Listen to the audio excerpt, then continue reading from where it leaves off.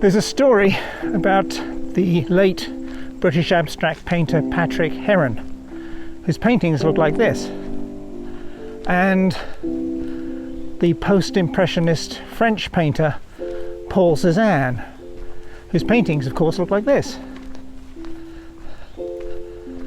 Well, the story goes that Heron was obsessed with Cézanne, so much so that he used to go for walks in Aix-en-Provence, where Cézanne painted his lovely pictures of his beloved Mount Saint-Victoire. And on one of these walks, Heron came to a view that he thought he recognized from a Cézanne painting. And in order to frame it more carefully, he backed towards a stone wall, his hand touching the stones behind him, and in a crevice in the wall he found dried paint.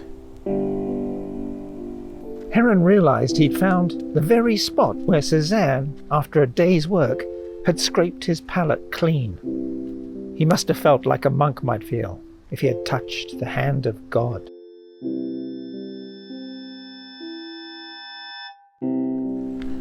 Unfortunately, the story turns out not to be true. Artists tell these stories to each other down the generations. But I think there's a kind of truth buried in it, how our hearts approach what they yearn.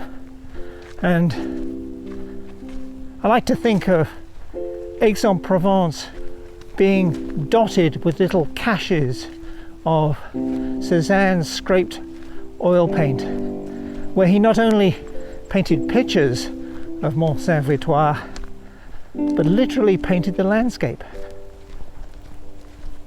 Wow.